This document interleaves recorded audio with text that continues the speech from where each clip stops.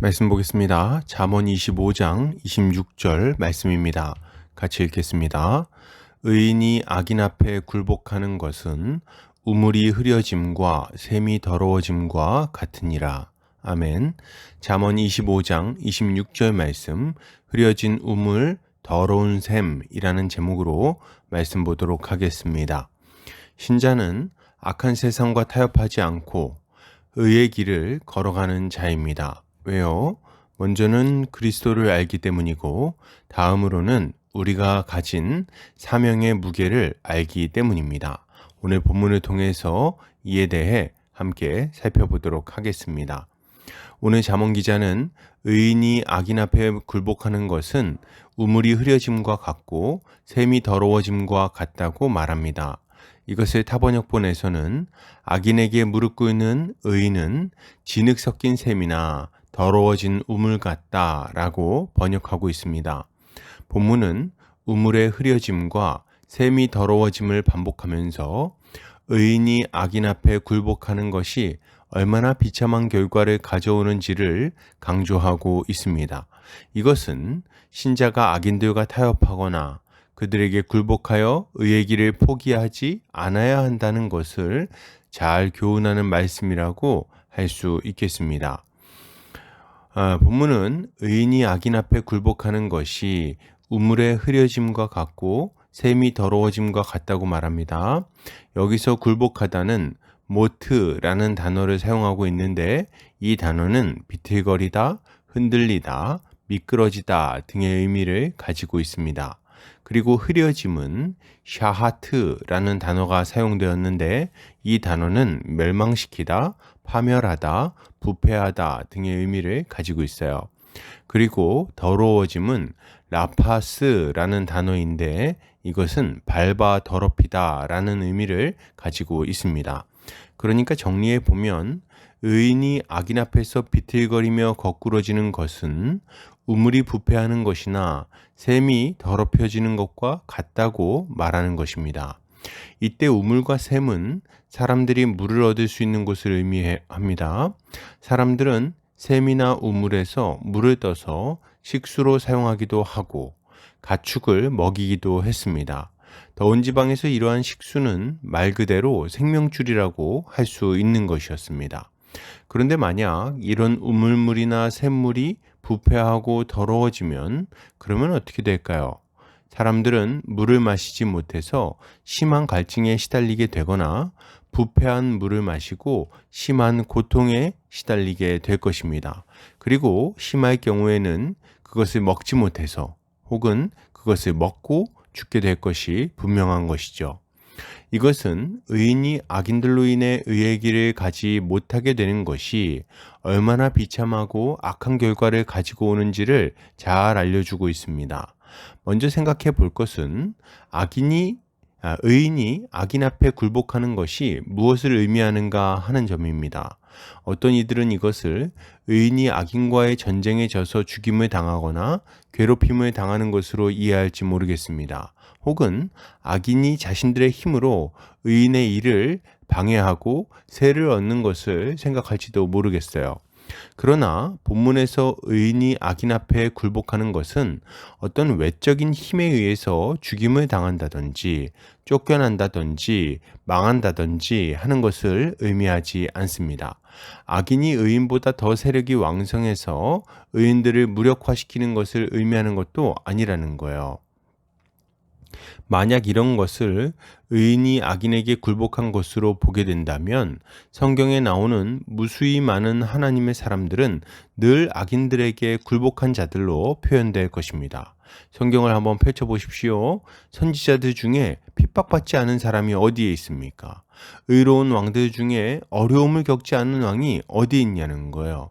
믿음의 사람들은 핍박을 당하고 고난을 받고 심지어는 죽임을 당하기까지 했습니다. 외적으로 보면 악인들은 아주 성공적으로 의인들을 굴복시켰다고 할 수 있는 거죠. 그리고 우리의 구주 예수 그리스도께서도 악인들의 괴계로 말미암아 십자가에 달리시지 않았습니까? 만약 의인의 고난과 죽음이 그가 굴복했다는 것을 의미한다면 예수 그리스도는 굴복한 분이라고 불리웠을 것입니다. 그러나 주님은 승리하셨고 선으로 악을 이기셨으며 부활로서 온 세상에 자신의 승리를 선포하셨어요. 그러면 뭡니까? 의인이 악인 앞에 굴복하는 것은 딱 한 가지 경우밖에는 없습니다.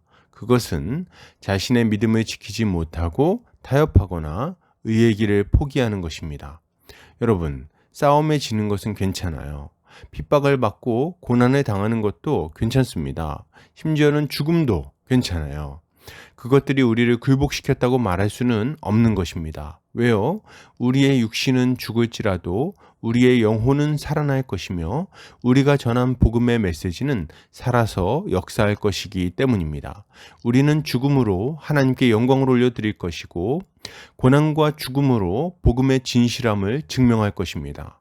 사람들은 우리 육신의 무너짐을 보고 복음을 의심하는 것이 아니라 도리어 하나님의 살아계심을 보게 될 거예요. 그들은 성령의 역사를 목격하게 될 것이고 죽음을 초월하는 부활의 능력을 경험하게 될 것입니다. 그리고 이것이 그들을 진리의 샘으로 이끌어서 영혼의 갈증을 해소하고 영원한 생명에 이르게 만들 것입니다. 이것이 복음 안에 있는 성령의 역사인 거예요. 그러나 만약 우리가 믿음을 지키지 못한다면 그러면 어떻게 될까요? 우리가 세상과 타협하여 죄 가운데로 나아가게 된다면 그러면 어떻게 되겠냐는 말이죠. 우리는 선한 양심을 잃어버리게 될 것이고 믿음에 있어서는 마침내 파산하게 될 것이 분명합니다. 그리고 당연한 말이지만 우리가 전하는 메시지도 또한 힘을 잃어버리게 될 거예요. 사람들은 우리를 교활한 말쟁이로 여길 것이고 자신의 배를 위해 살아가는 사기꾼으로 여길 것입니다. 우리가 전한 모든 복음의 메시지는 우리의 욕심을 채우기 위해 꾸며낸 거짓말처럼 여겨지게 될 거라는 거죠. 이것이 얼마나 비참한 일입니까? 세상은 빛인 교회를 통해서 하나님의 영광을 보게 되는 것인데 교회인 우리가 그 빛을 잃어버리고 어둠을 흩뿌린다면 세상에는 정말 아무 소망도 없다고 할 수 있는 것입니다. 그러므로 여러분, 이것을 생각할 때 신자가 가져야 할 마땅한 모습은 무엇일까요? 먼저 신자는 세상과 타협하지 말고 믿음을 지켜야 하겠습니다. 진리의 말씀을 굳게 붙들고 세상의 유혹과 시험을 이겨내야 합니다. 고난이 찾아오고 핍박이 찾아와도 주를 믿는 믿음을 굳게 지켜야 하는 거예요. 유혹과 핍박에도 믿음을 지키는 것은 결코 쉬운 일은 아니겠지요. 이것은 참으로 피곤한 일이요, 고단한 일입니다.